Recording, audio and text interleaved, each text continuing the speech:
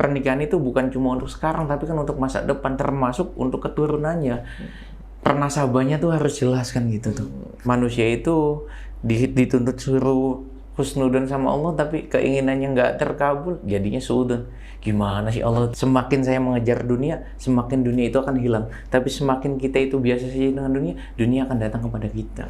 Si bro from 2024. Jiro Lupat Ngopi Pasti Fatek Podcast. Yuhuu! Balik lagi di Ngopi Pasti Fatek Podcast. Kali ini kita kemampiran bapak-bapak berkopiah. Ada Ahmad si bro Malisi. Halo. Oh gini berarti bapak-bapak. Atau nggak gini? Si bro, ya ampun, udah berapa abad kita nggak ketemu? 3 tahun ya? 3 tahun? Enggak. 4-5 ya? Iya. 5 tahun ya? Kurang lebih 5 tahun. Pas abis Ira nikah aja. Ya 18 ke 23. Iya. 18 ke 23. Udah 5 tahun Isu nggak ketemu si bro, dan sekarang dia sudah menjadi bapak-bapak banget, gila setelannya. Zaman dulu, sama sih zaman dulu tuh ke ini studio band tuh, ke Cirti, Murtapada, Loro apa kayak yang lagunya Ninja Hattori itu apa? Yang selalu Ira iniin tuh apa? Mendaki gunung, lewati lemah. Aduh, 2008 ya? 2008 yang terus habis main ke Cirebon Timur, ngomong kapok gitu tuh, mendaki gunung melewati lembah. Karena jauh banget gitu, berasanya zaman dulu. Aduh, Masya Allah. Jalan masih rusak gitu kan ya. Jalanannya masih memang ya. Sampai sekarang. Mungkin setelah ini ada follow up ke Pak Bupati mungkin. Iya, kan setelah viral kemarin-kemarin juga kan, jadi jalan pada dibenerin, semoga ya, mudah-mudahan jalanan Cirtim, nggak cuma Cirtim, Cirkot juga tahu. Tapi memang apa ya? Semua sih, dan memang udah bukan jalan utama saja yang ini mengacu pada jalan-jalan yang memang sering dilalui masyarakat kan. Mungkin kalau pernah viral juga kan yang ada satu spanduk kan gitu tuh di daerah Pertapada kan, APBD-nya kemana baik, jalan pada rusak kan gitu tuh. Ira yang bikin ya? Enggak lah, enggak kejam-kejam bisa. Paling kita mah di status aja update-nya gitu ya. Udah jarang Bu, udah jarang jaga image nih. Jaga image.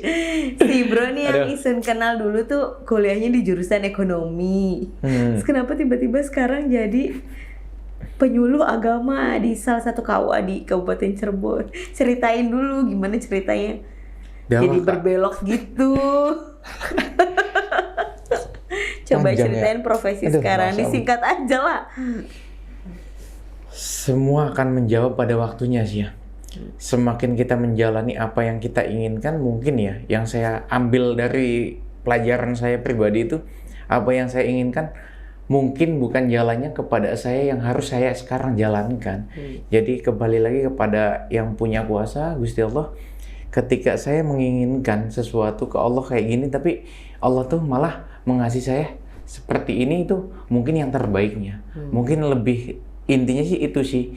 Jadi segala sesuatu yang saya lakukan ataupun yang saya kerjakan yang sampai mengharuskan saya seperti ini, itu sih lebih kepada itu sih, kalau lebih ke intinya sih. Intinya ke situ ya. Iya, jadi kalau ngomongin balik lagi dengan pekerjaan yang sekarang tuh susah sih Kak. Maksudnya kadang di luar nalar kita itu ya, sarjana ekonomi tiba-tiba ke gitu PAI kan gitu kan, nggak ke PAI yang gitu tuh, yang awalnya mungkin nggak sih, bisa nggak sih, tapi mungkin ya seiring berjalannya waktu kita belajar lagi, kita coba mendalami lagi kan gitu, mungkin jadi pelajaran lah buat saya pribadi yang ketika saya menginginkan jalannya itu harus lurus, ternyata harus belok ya mungkin itulah kan gitu tuh, yang artinya ketika hidup itu harus siap selalu selalu sedia ataupun sedia payung sebelum hujan, ataupun kita tuh di mana kita berpijak kita harus siap aja kan gitu. Kita harus ready aja ya, kita gitu ngikutin aja gitu alurnya ya. Gitu. Kita ngikutin. Terus sekarang jadi apa penyuluh agama?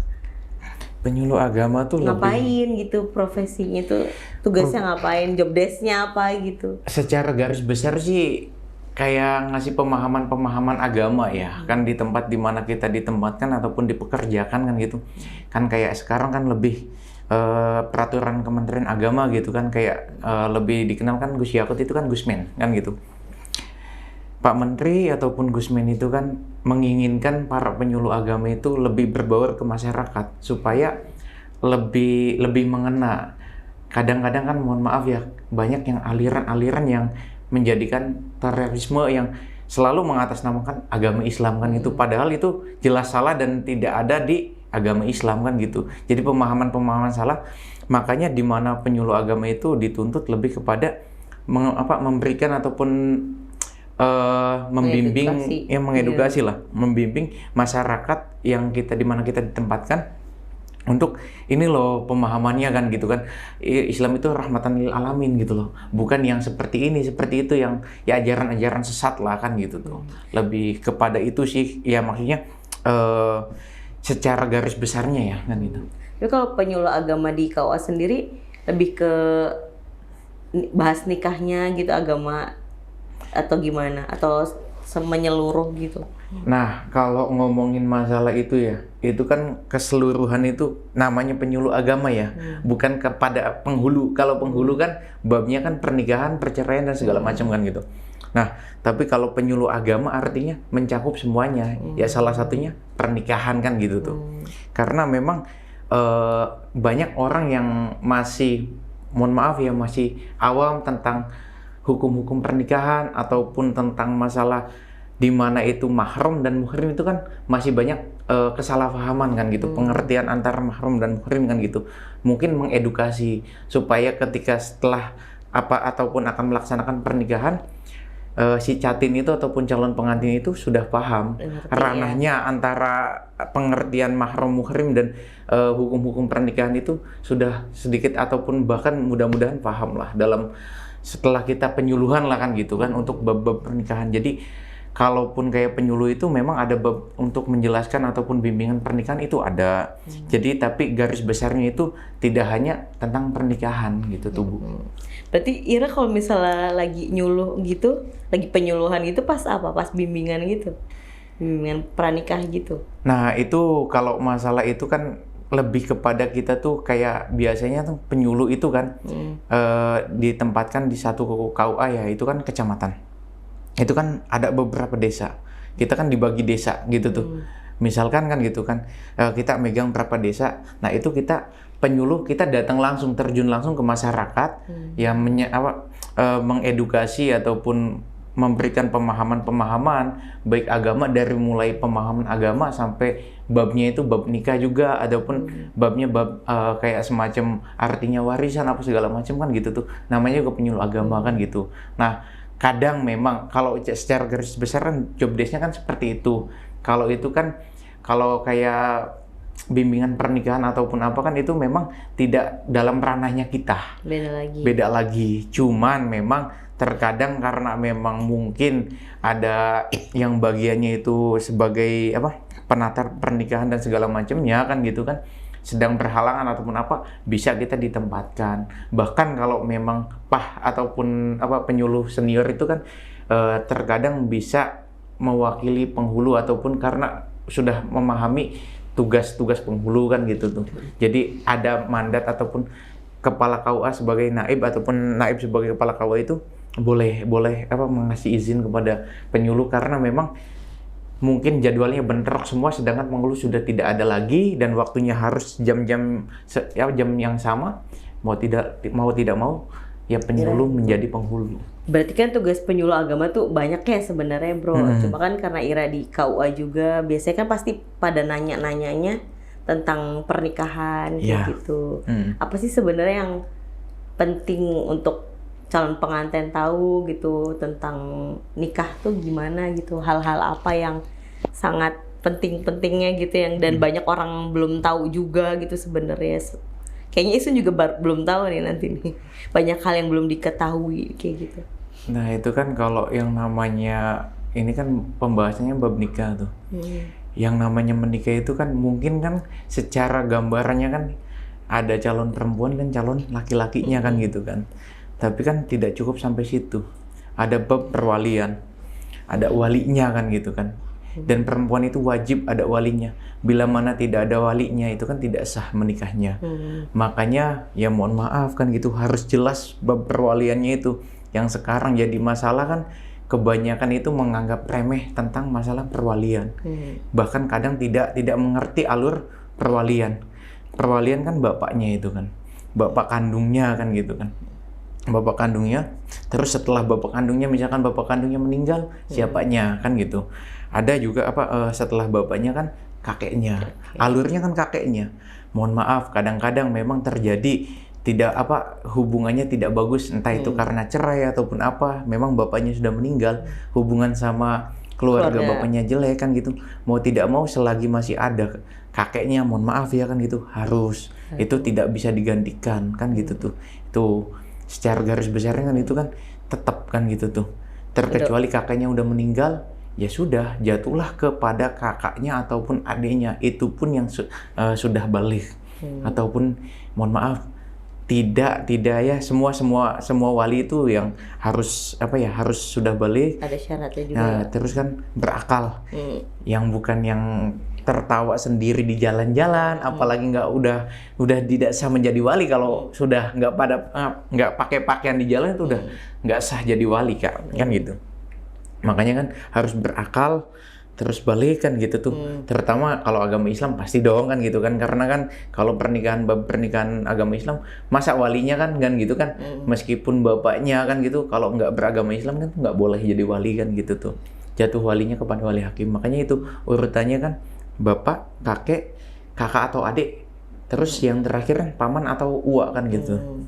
Itu pun jalurnya jalur laki-laki semua, bukan dari perempuan. Jadi nggak boleh kalau misalkan semuanya tidak ada, nanti gimana dong? Sedangkan nggak punya jalur laki-laki lagi. Nah, yang bertindak sebagai walinya itu wali hakim ataupun petugas dari KUA itu. Tapi kalau misalnya emang sebenarnya masih ada, tapi nggak mau, udah orang KUA aja gitu, nggak boleh?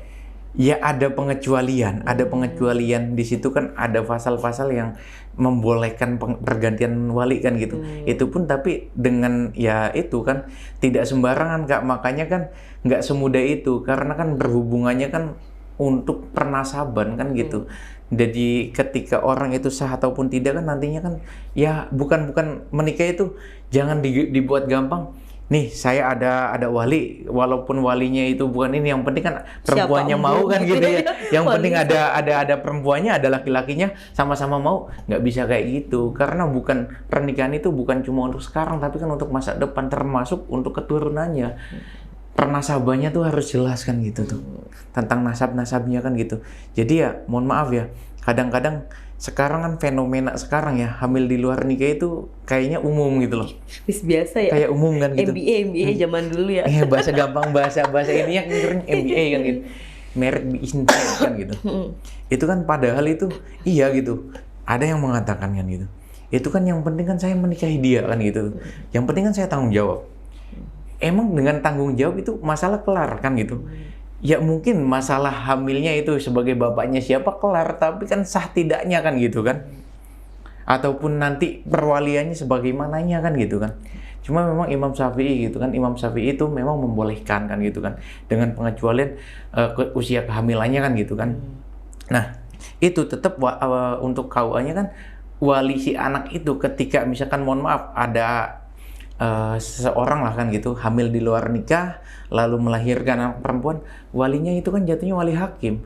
Meskipun secara biologis itu bapaknya, tapi itu tidak bisa. Bahkan itu dalam fikihnya bapaknya itu boleh menikahi si anak tersebut. Jadi hilang nasabnya. Emang iya? Iya, secara fikih ya kan gitu. Artinya dan KUA pun kan pasti akan menjelaskan. Jadi bapaknya itu meskipun biologis boleh menikahi karena sudah hilang nasabnya. Makanya hati-hati banget kan gitu. Kadang yang penting saya tanggung jawab loh kan gitu. Yang penting saya tuh udah bertanggung jawab kayak gitu. Makanya permasalahan ketika hamil di luar nikah itu ketika sama-sama tanggung jawab permasalahan kelar, ya bab ininya kan, bab pertanggungjawaban ininya, tapi pertanggungjawaban yang lainnya kan gitu. Oke lah kita tidak ngomongin masalah dosanya kan gitu kan. Ibaratnya susah sih kan ngomongin dosa tuh Kak. Kalau kita ngomong ini tuh dosa kayak gini, dosa ditanggung kita irang kan gitu kan, gitulah kan gitu kan. Makanya tapi tolonglah pikirkan kan gitu. Makanya sekarang kan tiap KUA itu, setiap kepala KUA ataupun penghulu itu menanyakan kepada si calon pengantin, mohon maaf, yaitu untuk memutus mata rantai. Contoh misalkan, ada seseorang yang mau menikah. Nah, mendaftarkan nikah. Nikah secara sah kan gitu tuh. Kalau misalkan si walinya itu berbohong atau menutupi aib kan gitu, ternyata si perempuan itu, mohon maaf, anak di luar pernikahan, akhirnya sama si suaminya, walaupun secara agama misalkan ditutupin nih apa segala macamnya tutupin ya, tidak tercium lah oleh KUA ataupun ini ya kan gitu tuh. Misalkan itu kan nikahnya secara sah, baik agama ataupun ini, itu kan fasad, cacat, karena dia itu walinya tidak sebagaimana mestinya. Jadi kalaupun punya anak lagi, jadi anak haram lagi kalau bahasa kasarnya, ataupun anak di luar nikah lagi, karena dihukuminya zina. Nggak ada anak haram tapi bro. Iya, mohon maaf kan bahasa ininya gitu loh. Jadi anak di luar pernikahan lah, sama saja. Makanya kan harus menikah lagi dengan wali yang sebagaimana mestinya kalau sudah tahu. Tapi saya pernah dengar katanya kalau anaknya udah lahiran gak apa-apa akad lagi gitu tuh, gimana sih maksudnya itu? Ada beberapa pendapat sih. Kalau Imam Syafi'i, kalau kita kebanyakan kan kita tuh Syafi'iyah kan gitu kan. Imam Syafi'i kan, madhab Syafi'iyah itu tidak mesti menikah lagi setelah akad.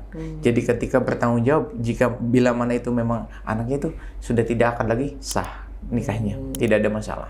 Nggak apa-apa. Nggak masalah. Gitu. Makanya kan kalau ngomongin agama tuh jelimet Kak. Karena madhab aja kan ada 4 banyak kan gitu ya. Banyak. Makanya jangan sekali-kali kan, mohon maaf ya, kebanyakan sekarang tuh baru jadi ustadz dadakan aja berani mengharamkan segala sesuatunya kan gitu, tanpa ada dasar yang jelas. Makanya ketika memang ada takbirnya, ada hukumnya ataupun ada penjelasannya, ya monggo silakan kan gitu. Memang boleh kita berbeda pendapat asal bisa bertanggung jawab. Makanya kan Al-Imam Abdullah mengatakan kan, sanad itu kan adalah bagian daripada agama. Ketika seseorang berbicara tanpa sanad, tidak ada gurunya, akan berbicara semaunya. Maksudnya semaunya itu sepengennya dewek gitu loh. Tanpa ada dasar kan gitu tuh. Tanpa ada pertanggungjawaban kan gitu. Padu baya kan gitu, yang itu yang nggak boleh kan gitu tuh. Makanya pentingnya berguru kan gitu, bukan ke Mbah Google gitu loh. Pertanggungjawabannya tuh apa gitu loh. Gurunya yang bener juga ya bro. Nah itu makanya hati-hati banget kan, apalagi babnya bab agama kan gitu tuh. Mesti jelas kan gitu tuh. Mengambil suatu hukum, bahkan menentukan suatu hukum aja kan ya harus dipertimbangkan. Makanya ada basul masail untuk menentukan suatu hukum seperti apa. Jadi nggak asal nelepak saja gitu loh. Ada yang aneh-aneh, unik-unik gitu, atau ada yang ngeyel gitu pas dikasih tahu, kok begini, kok begitu, gitu-gitu. Ada nggak? Pasti ada. Kayak balik lagi ke bab nikah sih ya. Itu yang kadang orang tuh maksudnya tidak mengetahui tentang apa itu mahram dan apa itu muhrim kan gitu. Secara garis besarnya itu mahram itu seseorang yang tidak boleh dinikahi. Dan secara garis besar muhrim itu orang yang boleh dinikahi kan gitu. Siapa saja sih yang dinamakan mahram kan? Secara garis nasabnya kalau mahram kan jelas kan gitu.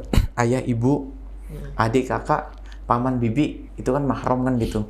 Nah, terus ada seseorang yang bukan ada hubungan ini tapi karena pernikahan kan ya semacam punten ibu tiri itu pun ataupun ayah tiri itu kan sudah menjadi mahram. Ataupun punten kayak menantu dengan mertua. Ya ini loh kasus yang paling banyak ya, maksudnya banyak orang yang beranggapan ketika dengan mertuanya itu kan ketika itu batal kan gitu. Padahal sudah menjadi mahram itu nggak batal. Sebenarnya nggak batal. Nggak batal. Bahkan yang itu kebalikannya sama istrinya ngerasa nggak batal gitu. Setelah sholat biasanya kebanyakan kan ada yang pertanyaan, saya itu habis sholat maghrib kan gitu. Saya mencium telapak tangan kaki. Kebalik kan, kebalik. Telapak tangan suaminya kan gitu tuh. Kalau tidak menyentuh kulit itu tidak masalah, tidak batal. Tapi kalau menyentuh kulit itu yang membatalkan karena tersentuhannya sebuah kulit kan gitu. Itu batal. Bahkan itu yang banyak yang kebalik. Sedangkan sama istrinya itu batal. Kan gitu. Sebenarnya batal. Batal. Malah kebalik kan gitu. Yang sama mertua nggak batal, tapi sama suami batal, tapi terbalik kan gitu. Nah, ada lagi yang saudara sepersusuan. Maksudnya yaitu kan, jadi misalkan ada anak disusui sama orang lain, itu hukumnya haram menikah sama keluarganya yang menyusuinya, itu anak-anaknya maksudnya kan gitu. Jadi itulah yang dinamakan mahram, yang tidak ada hubungan nasab kan gitu. Tapi mahram. Mahram, jadi mahram gitu. Jadi hati-hati banget. Jadi harus membedakan antara mahram dan muhrim. Itu yang banyak yang apa ya? Keliru. Sulit membedakan atau tidak tahu kan gitu tuh. Tidak tahu dan tidak mau tahu, biasanya kan Mungkin kan nggak gitu. belajar gitu. Nah, itu dia kan gitu. Makanya kan hati-hati. Dan itu udah diatur kan, dan ada kan gitu ininya. Makanya jangan sekali-kali. Bahkan kan ada beberapa yang viral pertanyaan ya. Maksudnya ya mungkin demam ini ya demam artis kan katanya. Ini sih katanya artis ini didatengin sama salah satu ustadz, katanya tuh boleh aja punya wudhu menciumnya.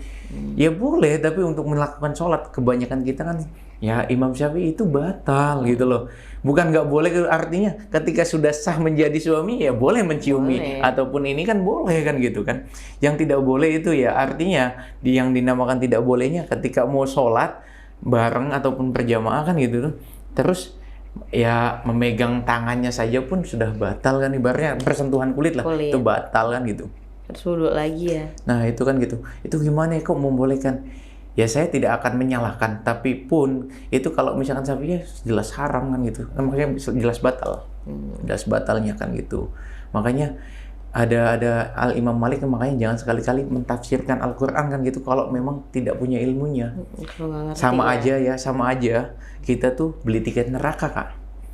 Kita nggak tahu artinya Al-Quran ataupun tidak bisa menafsirkan Al-Quran, tapi gaya-gayaan kan gitu tuh.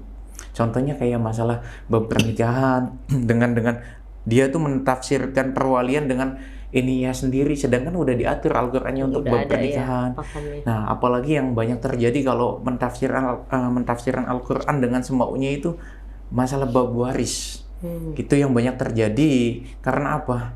Karena merasa seorang perempuan jatahnya itu beda dengan seorang anak laki-laki gitu. Kan tidak mau. Sedangkan kan di mana ada suatu hukum pasti ada sebab musababnya.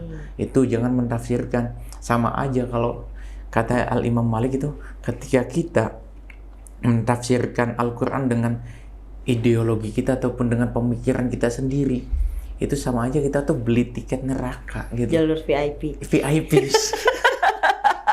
Gitu kak. Jalur VIP. Jadi jelimet kak kalau ngomongin agama tuh ya. Saya tuh sebenarnya paling takut kalau ngomongin jalur agama, makanya nggak mau yang berlebihan, tapi santai aja lah kan gitu. Takut apa? Takut salah. Takut salah. Ngeletot apalagi kan gitu. Ngeletot kalau bahasa gitu. Takut dihujat. Kalau takut dihujat sih udah pasti dihujat sih kak. Udah biasa. Nggak salah juga kadang-kadang dihujat kan gitu. Berbeda pendapat itu kebanyakan sekarang tuh beda pendapat langsung dihujat kan gitu. Langsung rame ya. Nah, makanya pentingnya belajar lagi kan gitu, mutola'ah lagi. Makanya kalau kata kita tuh pentingnya belajar tuh ya dari kecil sampai tua kak. Tapi kebanyakan tuh waktu kecil baik kan gitu tuh. Dan kalau misalkan belajar tua itu jadi olok-olokan kan gitu. Padahal kan ya hadis Nabi aja mengatakan kita tuh dituntut menuntut ilmu kan sampai ke liang lahat kan gitu. Sampai kapan? Sampai kapanpun. Tapi kan kadang-kadang malu kan gitu. Apalagi memang ada satu bait yang mengatakan apabila kita belajar di waktu kecil itu sama aja kayak meniti batu, walaupun lama tapi pasti mengukir di atas batu lah. Jadi walaupun lama tapi bisa. Tapi kalau kita belajar di masa tua sama aja kita mengukir di atas air. Susah, sulit. pasti hilang kan gitu. Tapi ya jangan jadi patokan. Ya udah terbatas lagi ingatan kitanya. Kok lepas? Pas nih. Kok bisa sih? Tadi baru lepas. Kirain dari tadi enggak ya? Enggak. Kocak. Tuh makanya yang banyak inilah ya pengalaman lagi kak. Jadi belajar lagi, mutola'ah lagi. Apa yang kita jadi kayak saya pribadi sekarang jadinya husnudon aja lah sama Gusti Allah. Gitu aja. Harus lah itu juga. Harus. Tapi kan kadang-kadang tetap kan gitu. Manusia itu dituntut suruh husnudon sama Allah tapi keinginannya nggak terkabul, jadinya suudon. Gimana sih Allah tuh kan gitu. Tapi saya yang belajar tuh mulai memahami kehidupan, sekarang banyak-banyak kejadian kan, oh harus kayak gini. Yang saya alami lah, saya alami pribadi yang mengharuskan saya itu banyak-banyak husnudon sama Allah. Ya karena memang kan itu yang saya hadapi sekarang itu kan, masyarakat itu kan unik gitu. Maksudnya unik itu berbagai macam karakter kan gitu kan. Dan kita yang harus perlu tahu lagi itu masyarakat tuh Kak, pengennya kan diladeni baik Kak. Pengennya diladeni. Jadi kalau sudah kita bahasnya pengabdian masyarakat itu ya memang siap meladeni masyarakat. Jadi jangan merasa ya gitu kita itu harus didatengin orang, tapi kita datang ke orang kan kita gitu. Yang jemput bola gitu ya. Jadi jangan malu untuk menjemput bola. Ya maksudnya datang-datang ke masyarakat kan gitu. Harapan nanti ada yang ngejudge sampai segitunya itu. Yaudah masa bodoh kan gitu. Yang penting kita lillahi ta'ala, ya asal usulnya saya terjun ke masyarakat kan awalnya kan kayak gitu. Dimana saya melihat perkembangan zaman yang sekarang kan gitu, dan saya yang hadapi kayak gini akhirnya timbul lah yowis gitu. Semakin saya mengejar dunia, semakin dunia itu akan hilang, tapi semakin kita itu biasa saja dengan dunia akan datang kepada kita. Si bro from 2024. Weh, jangan Kak, nanti ada yang ngoling dari parpol, bahaya Kak. Enggak lah, tolak lah. Itu sih. Jadi kedepannya gimana nih, tetap terus di sini sebagai penyuluh agama? Untuk Jalanin sekarang aja. jalanin aja sih, menikmati hidup aja lah. Ibaratnya tuh apa yang Allah takdirkan sekarang itu ya saya jalani. Karena semakin kita ini tuh nanti semakin susah sih. Ibaratnya tuh kehidupan tuh ya sudahlah, kita tetap dengan adalah pasti setiap kehidupan kan punya planning. Pasti ada punya planning, ini kan ada kan. Ya termasuk jadi presiden mungkin 2000 sekian mungkin ada kan gitu kan planning sih. Yang namanya kepengenan kan. Ya irama ya, gitu, ya kan gitu. Kan pasti ada, setiap manusia kan punya keinginan lah. Tapi apapun itu ya nanti ya sambil jalan, sambil ya yang memungkinkan dijalani dan dihadapi dan dilakukan ya kita jalani dan kita lakukan. Selebihnya sih udahlah urusan Gusti Allah kan gitu. Pada kenyataannya nanti ke depan seperti apa, jalani baik kan. Kita yang berencana doang ya. Mau ada pesan apa buat teman-teman Ngopi Pasti gitu? Silakan. Kalau pesan sih lebih kepada generasi muda ya, yang karena memang akan melakukan dan bisa dilakukan kan gitu. Jauhilah perbuatan-perbuatan kemaksiatan, terutama apalagi untuk laki-laki dan perempuan. Ada sebuah ayat yang mengatakan wala taqrabuz zina, janganlah sekali-kali mendekati zina, yang dimana itu tuh bukan hanya mendekatinya saja itu kan tidak boleh, nggak boleh lah kan gitu tuh. Artinya karena ada sebab ada akibat. Itu tuh bukan ketika sudah melakukan masalah kelar, tidak, tapi akan berakibat panjang ke depannya. Jadi ya buat generasi muda yang sekarang itu ya, dengan pengalaman saya pribadi ya, lebih ke banyak kalau bisa dekat dengan orang-orang yang ngerti dan paham agama, supaya tidak terjerumus dalam pergaulan bebas, seks bebas, ataupun ya narkoba dan sebagainya lah. Untuk generasi muda ya, yang generasi dewasa ataupun tua gitu, generasi tua mungkin tetap pada ingat umur lah, ingat kita tuh yang namanya meninggal itu nggak akan tahu waktunya. Bisa masih muda, masih sekarang masih sehat. Saya pun mungkin di sini masih sehat, tidak menutup kemungkinan 1 jam 2 jam kemudian kan sudah tidak punya umur kan. Makanya banyak-banyaklah melakukan perbuatan baik, meskipun tidak dibalas dengan orang yang kita berbuat baik, tetap berbuat baik. Insya Allah pasti Allah mengganti perbuatan kita yang baik itu dengan perbuatan baik yang lainnya. Itu sih. Ya bener sih. Selalu berbuat baik. Iya. Intinya pastinya selalu berbuat baik kepada siapapun, meskipun kita tidak kenal. Kalau memang membutuhkan pertolongan, ketika kita membantu dengan ikhlas, insya Allah. Makanya kan saya pernah membaca satu buku. Kalau ngomongin secara nalar akal kita kan nggak mungkin. Judulnya aja lucu-lucu gimana Kak? Judulnya itu Akulah Setan Anda Siapa gitu. Di situ ada pembahasan, ngapunten ya, Kiai Amplop dan preman kan gitu tuh. Kiai Amplop, ada seorang kiai dan preman sama-sama masuk neraka, tapi si preman dulu yang diangkat untuk menjadi masa hukuman lah, bahasanya masa hukumannya tuh kelar dan dimasukkan ke surga. Protes dong sih. Ya kayak amplopnya gitu kan. Kayak amplop itu protes dan malaikat menjelaskan. Seorang preman itu ada musafir lagi dalam perjalanan dan haus banget. Dia sama-sama haus, cuma bahkan sudah di bibirnya, gelasnya itu sudah di bibirnya. Dia dengan ikhlas ketika diminta sama si musafir itu, "Mas, airnya buat saya aja, saya haus banget." Tanpa ada penolakan, tanpa ada apa-apa, langsung kasih dengan ikhlas. Ikhlas ngasihnya. Itu loh. Makanya Imam Malik kan dalam satu kisah ketika itu dimimpikan ataupun dikisahkan, Imam Malik masuk surga itu bukan karena banyak mengharang kitab, tapi ketika menulis kitab, Imam Malik itu berhenti ketika ada semut meminum tintanya. Jadi segitu Imam Malik loh kan, maksudnya seorang Imam Malik, imam besar dan banyak mengarang kitab, apalah arti seorang saya kan gitu. Apalah arti seorang kita yang masih banyak dosa, banyak ini kan gitu tuh. Kan gitu, makanya jangan takut untuk berbuat kebaikan, pasti ada tantangan dan halangannya. Si Bro, makasih nih udah mampir di Ngopi Pasti, udah cerita banyak. Yang teman-teman yang mau nikah, yang mau tahu bab-bab tentang pernikahan, mungkin nanti bisa tanya-tanya langsung ke Bapak penyuluh agama ini biar lebih detail. Kan pasti nggak bisa diceritain di Ngopi Pasti semuanya, karena banyak banget kan bab-babnya gitu. Banyak banget. Dan saran saya itu satu lagi Kak. Apa tuh? Jangan lupa ngaji. Karena memang ngaji itu banyak bab yang harus, kalau bab nikah jadi menjelimet gitu. Jadi jangan malu untuk mengaji.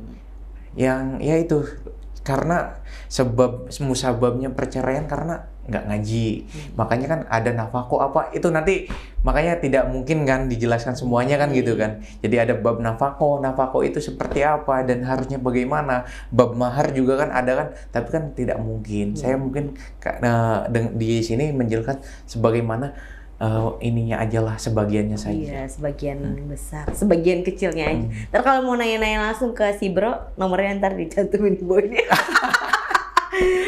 Instagramnya, Iras harus sekalian nomor rekening dah. Enggak.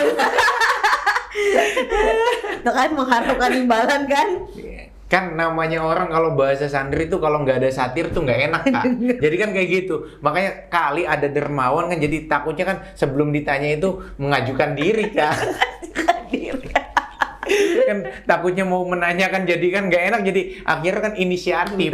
Inisiatif kan kalau mau sodako kan silakan kan gitu. Doda.